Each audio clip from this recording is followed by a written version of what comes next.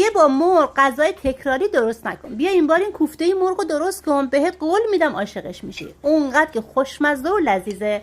سیوش کن بریم درست کنیم. ترکیب رون و سینه مرغ و با پیاز و سیر حسابی میکسش کنید. لپ و برنج نیمپه، سبزی خشک و تازه، آرد سوخاری، نمک و ادویه و پودر زعفرون اضافه کنید و حسابی میکسش کنید تا اینجوری در بیاد.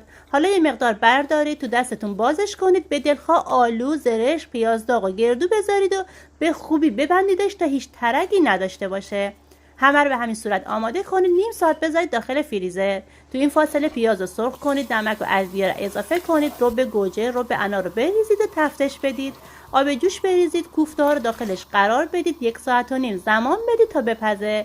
نیم ساعت آخر به دلخواه آلو و زعفرون بریزید، اجازه بدید تا جا بیفته. این کوفته خوشمزه رو درست کنید و نوش جونتون باشه. لطفاً لایک و سابسکرایب یادتون نره.